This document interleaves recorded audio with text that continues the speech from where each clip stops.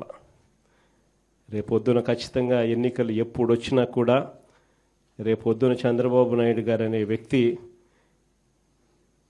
ప్రజలు ఈ పక్క తంతే డిపాజిట్లు కూడా రాని పరిస్థితులకి ఆ పక్క పడతాడు అనేది మాత్రం ఖచ్చితంగా చెప్తాను. ఈసారి జగన్ 2.0లో మాత్రం అలా ఉండదు.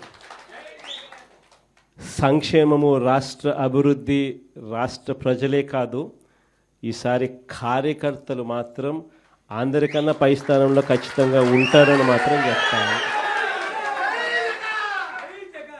అంతేకాదు, ఈసారి కార్యకర్తలు బాగోగులు ఒక్కటే కాదు చూసుకునేది, ప్రతి కార్యకర్తకు కూడా నేను ఒకటే చెప్తా ఉన్నా, ఇవాళ జరుగుతూ ఉన్న అన్యాయాలను నేను చూస్తూ ఉన్నా, మీకు జరిగిన ప్రతి కష్టం నేను గమనిస్తూనే ఉన్నా.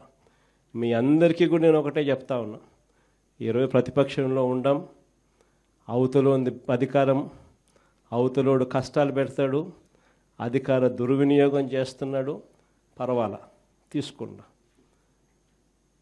ఎవడు అన్యాయం చేసినా కానీ మీ అందరికీ చెప్తా ఉన్నా, నేను రెడ్ బుక్ అన్నాను కానీ మీ ఇష్టం వచ్చిన బుక్లో పేరు రాసుకోండి.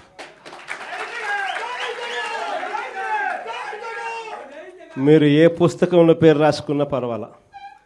దాని తర్వాత మాత్రం మనం వచ్చిన తర్వాత మాత్రం ఖచ్చితంగా వడ్డీతో సహా, మళ్ళా చెప్తానా, వడ్డీతో సహా రిటర్న్ గిఫ్ట్లు ఇస్తామని మాత్రం ఖచ్చితంగా చెప్తాను. చేసిన వాళ్ళు మాత్రమే కాదు, వీళ్ళతో కుట్రలు పన్నుతూ చేయించిన వాళ్ళను కూడా,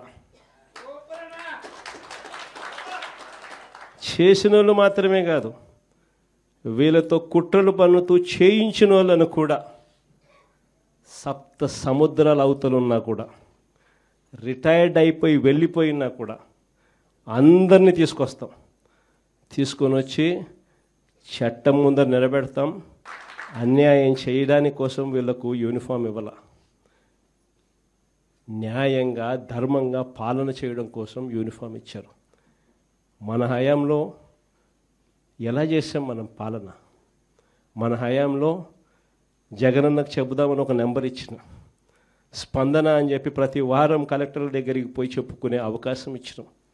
అందరికన్నా అత్యధికంగా చెప్పింది ఎవరు? తెలుగుదేశం వాళ్ళే. అందరికన్నా ఎక్కువ చెప్పింది తెలుగుదేశం వాళ్ళే. జగనన్నకు చెబుదామని చెప్పి ఫోన్ చేస్తే చాలు, అవతల ఎమ్మెల్యే అడ్డుకున్నా కూడా వాళ్ళకి మంచి చేసింది మన హయాం.